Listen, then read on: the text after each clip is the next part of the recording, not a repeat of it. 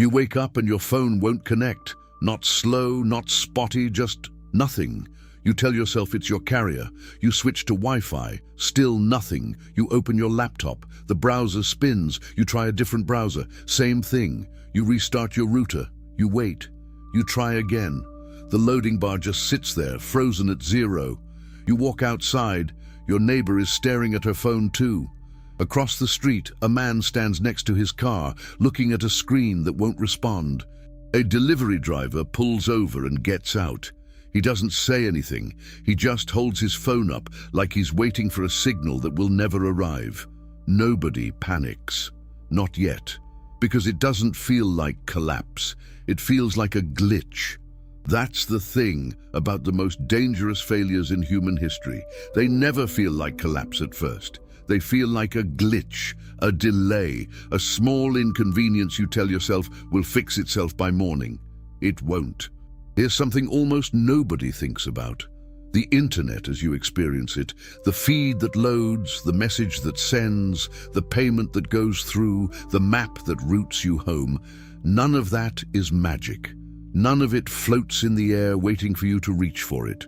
It runs through physical infrastructure, real cables buried under oceans and roads, real data centers clustered in specific cities in specific countries, drawing massive amounts of power, real routing systems maintained by a shockingly small number of people, running software that hasn't been meaningfully updated in decades, real protocols designed in the 1970s when the entire internet was a handful of university computers sharing text files.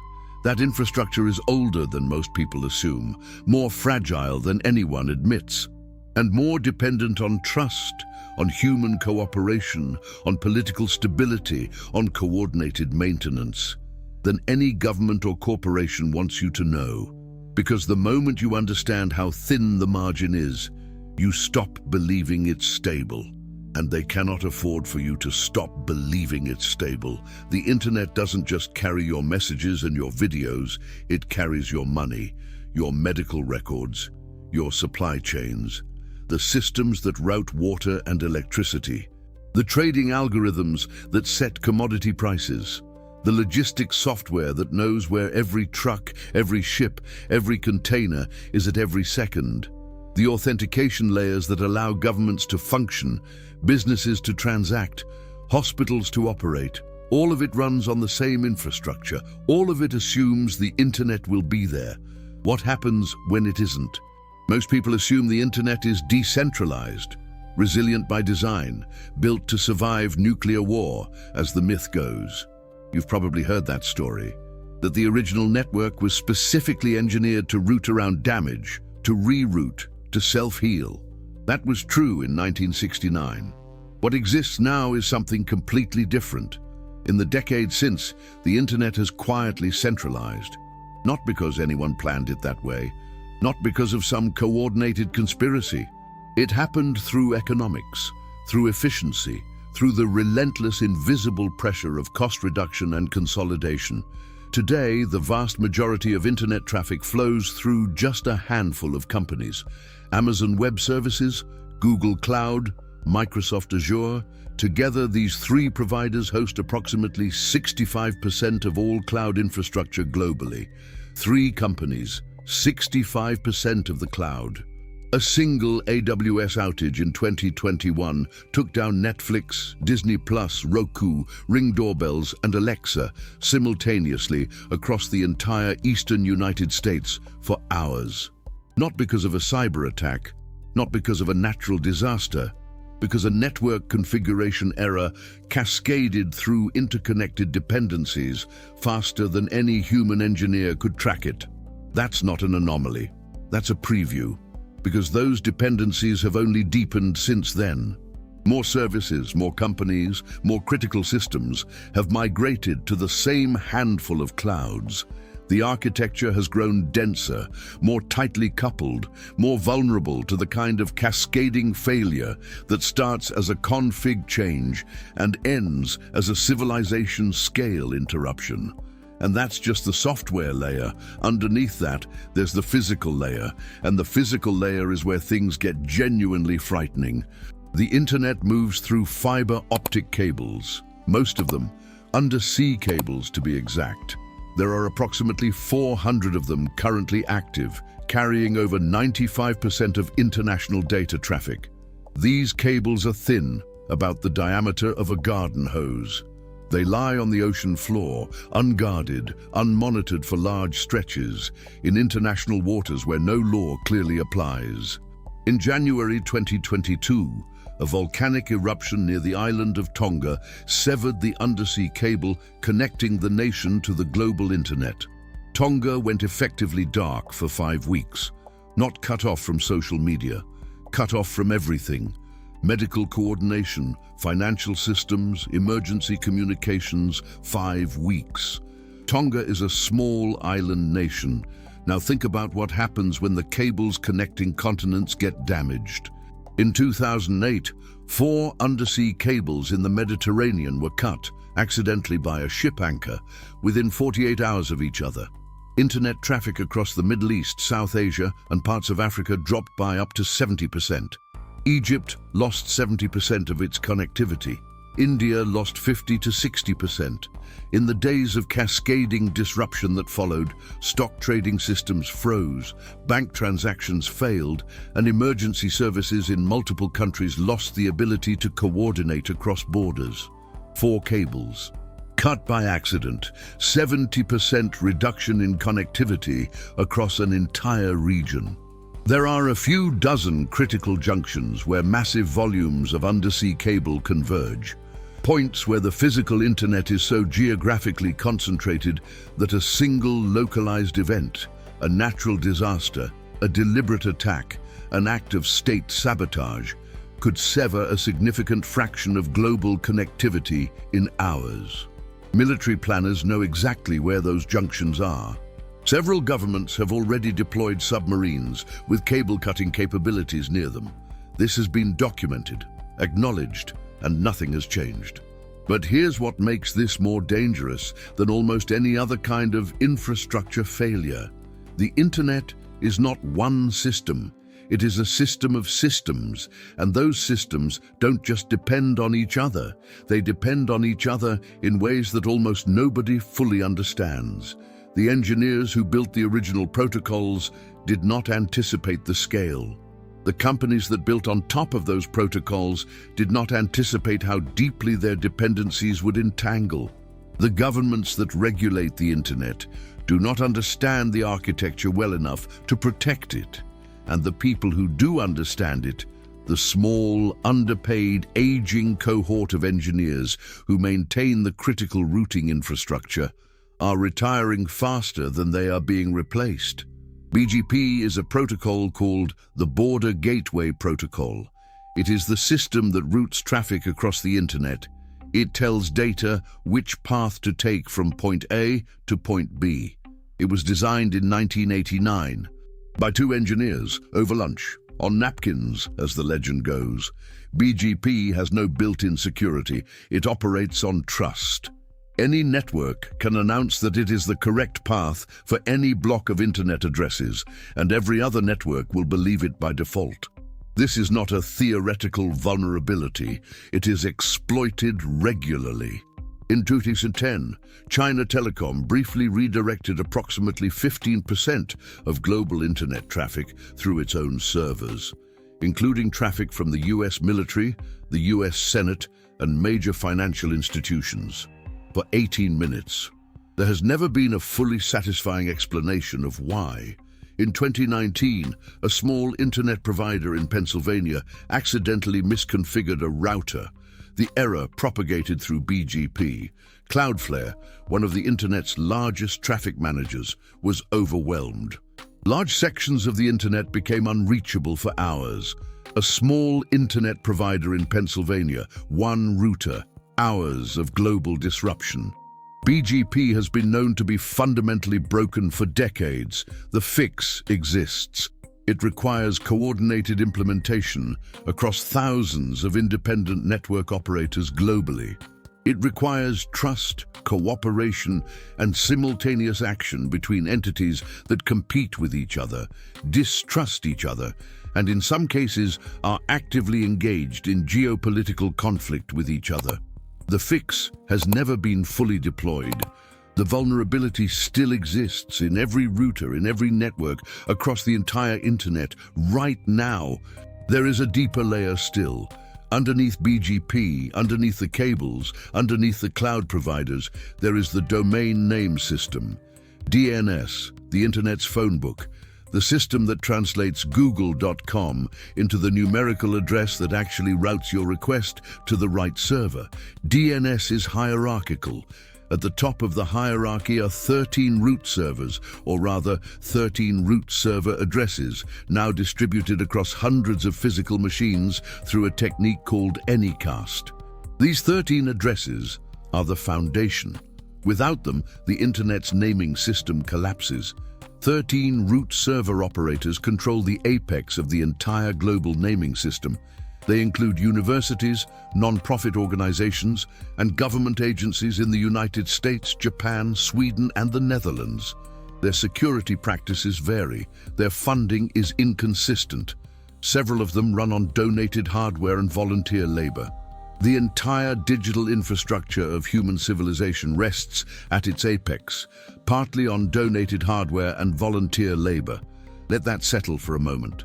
And DNS itself is under constant attack. In 2016, a company called DIN provided DNS services for a significant portion of the American Internet. On October 21st of that year, it was hit with a distributed denial of service attack, a DDoS, that generated traffic volumes the infrastructure had never been designed to absorb. Twitter, Spotify, Reddit, PayPal, CNN, the New York Times, and dozens of other major services went offline simultaneously for most of the eastern United States. The attack was launched using a botnet called Mirai. Mirai did not use sophisticated hacking tools or state-sponsored exploits. It used the default passwords on home internet routers, security cameras, and baby monitors. Millions of consumer devices. Nobody had changed the factory default passwords. The attack required essentially no skill to execute once the botnet was assembled. The botnet had been assembled by a college student. Default passwords, half the American internet, for hours. Now consider what a coordinated version of that attack looks like. Not a college student, a state actor, a government with military-grade capabilities, advanced persistent access to critical infrastructure, and motivation. Several such governments already have dormant malware implanted in undersea cable landing stations, power grid control systems, and internet exchange points across the Western world. This has been confirmed by intelligence agencies in multiple countries. The attack doesn't have to be sudden. The most frightening scenario isn't a single catastrophic event. It's a slow, deliberate degradation, a series of failures that each look like accidents. A cable here, a routing anomaly there, a DNS outage that gets blamed on hardware, a cloud provider's edge network mysteriously underperforming in a specific region. Each event, individually, explainable, collectively, something else entirely. Because when the failures are distributed and deniable, there is no clear trigger for a response. There is no moment where anyone in authority says, "This is an attack. We are under attack. Respond." There is just the slow accumulation of disruption, systems degrading, response times lengthening, redundancies failing one by one until there are no redundancies left. And by the time anyone realizes what's happening, the window to respond has already closed. Every system has a collapse pattern. The internet has one too. It goes in stages. The first stage is the anomalies, routing errors that are slightly more frequent than usual, latency spikes that appear without explanation, services that load slowly and then recover. Nothing dramatic, nothing that triggers an alarm. Engineers notice it, they file tickets, they investigate, they don't find a clear cause, they move on, the anomalies continue. The second stage is the failures that look like accidents. An undersea cable is damaged, a fishing trawler cuts it, or a submarine drags its anchor across it, or a geological event shifts the ocean floor. A major data center experiences a power outage. A BGP misconfiguration propagates for longer than usual before being corrected. Each event has a plausible, innocent explanation. Each event degrades the network slightly. Redundant paths absorb the load. Nobody escalates. The third stage is the cascade beginning. One redundant path that was absorbing extra load fails. The traffic it was handling shifts to the next available path. That path was already near capacity. Its performance degrades. Services that depend on it begin timing out. Other services that depend on those services begin failing. Engineers at large companies start noticing widespread issues. Incident responses are opened, but the cascade is moving faster than the response. The fourth stage is visible disruption. Major platforms go down. Not partially, completely, the kind of outage that generates news coverage. Payment systems begin failing intermittently. Banking apps show error messages. Maps stop working. Streaming services go dark. Social media platforms become inaccessible. People begin to notice, not panic, not yet, but a low grade, spreading unease. The systems that have always been there are not there. The fifth stage is infrastructure blindness. The systems that coordinate repair and response, the communication platforms, the monitoring dashboards, the coordination tools used by engineers around the world, run on the internet. When the internet fails significantly, the tools needed to fix it begin to fail too. Engineers trying to coordinate a global response lose the ability to communicate. Companies trying to understand the scope of the damage can't access their own monitoring systems. The failure becomes self-obscuring. The harder you try to see it, the darker it gets. The sixth stage is the secondary collapse. This is the one nobody talks about. This is where it becomes something different from a technology outage. Power grids in modern countries are managed through internet-connected systems. The software that manages load balancing, that monitors grid stability, that routes power from generation sources to distribution networks, all of it runs on internet-connected infrastructure. When the internet fails significantly, power grid management degrades. Operators lose visibility. Automated systems that relied on real-time data begin making decisions based on stale data. In some regions, power begins to fluctuate. In others, it goes out. Water treatment plants run on networked systems. Supply chain logistics run on networked systems. Hospital patient management systems, medication dispensing systems, real-time monitoring of critical patients, all networked.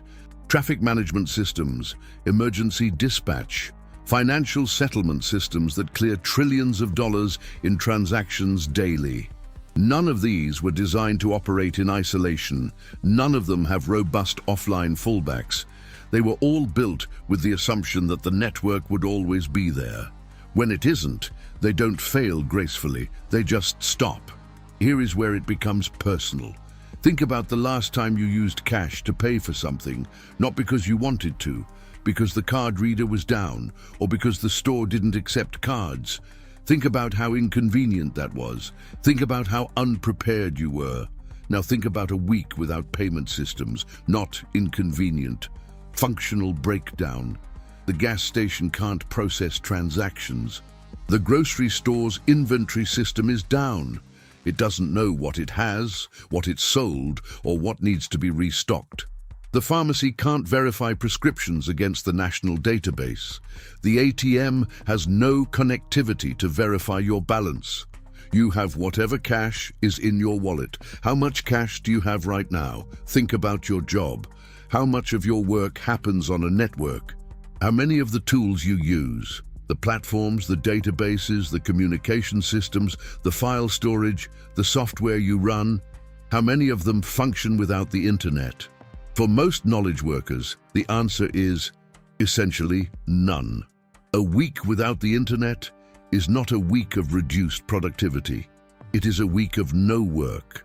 In many industries, it is a week of immediate material crisis.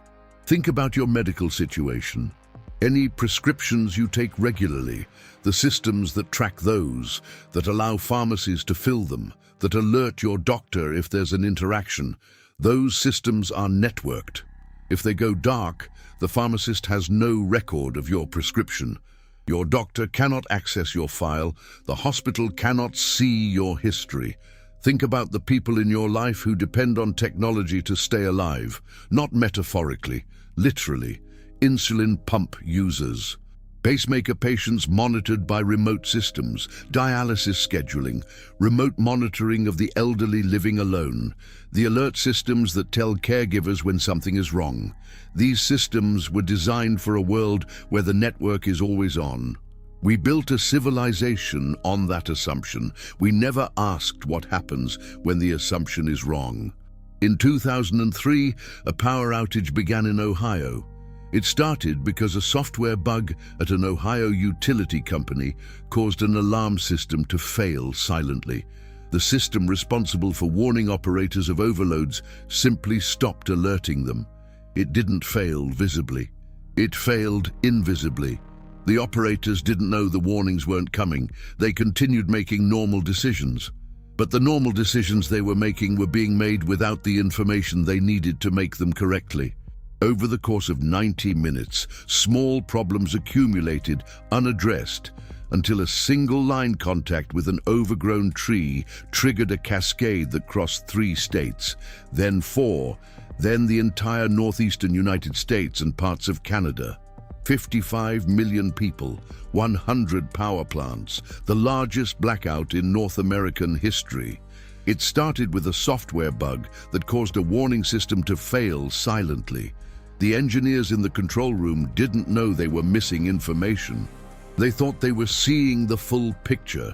They were seeing nothing. That's the model, not the dramatic explosion, not the obvious disaster, the silent failure, the warning system that stops sending warnings, the monitoring tool that shows green when the system it's monitoring is already burning, the redundancy that was supposed to catch the failure but had failed months ago and nobody noticed because the failure it was designed to catch hadn't happened yet.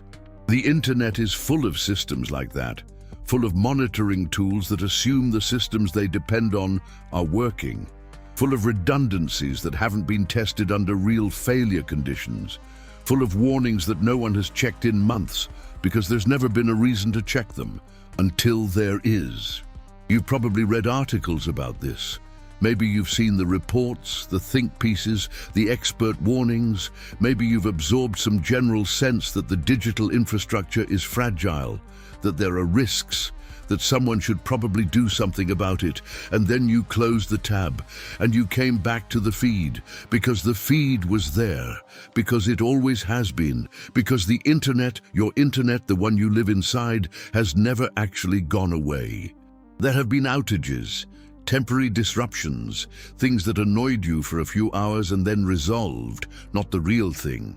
Not yet. But here is what the history of infrastructure collapse tells us, consistently, across every system and every era.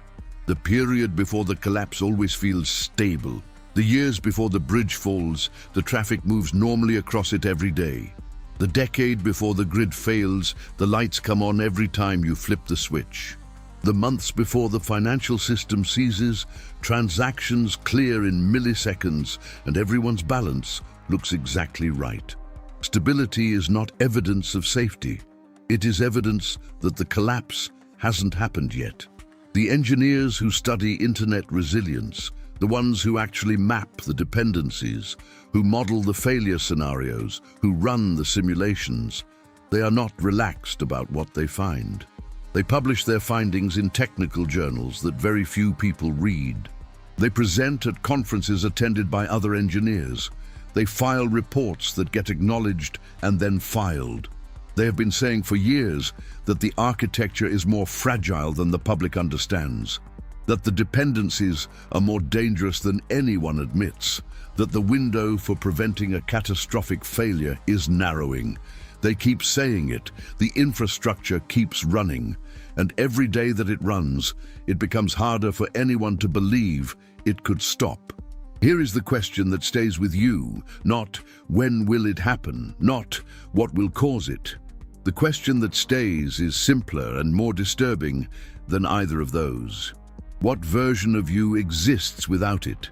Not philosophically, practically. If the network went dark for 2 weeks, genuinely, substantially dark, the way it went dark for Tonga, the way it went dark for 55 million people in 2003, but extended, deeper, wider, what would you do? Do you know your doctor's phone number without looking it up? Do you know how to get to your family without GPS? Do you know what cash you'd need to make it a week and where you'd get it? Do you know which of your neighbors you could coordinate with? Which ones have resources? Which ones would need help? Do you know any of that without your phone? The internet didn't just change how we communicate. It replaced the knowledge we used to carry in our heads and in our communities with access to external systems. It outsourced our memory, our navigation, our social coordination, our financial transactions, our medical records. It made us more capable than any humans in history, as long as the network is on. And it made us more helpless than any humans in history, the moment it goes off. The screen in your pocket is the most powerful device ever created. And it only works because of infrastructure so fragile that a college student with a botnet, a volcanic eruption, or a configuration error in a Pennsylvania router can begin to unravel it. You're not unprepared because you weren't warned. You're unprepared because the warning always ended with the network coming back on. This time, ask yourself what happens if it doesn't.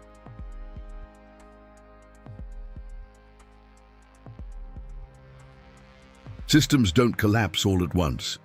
They fade, quietly, until one day nothing works, and no one knows why. If you want to understand what's really holding everything together, subscribe to Collapse Theory.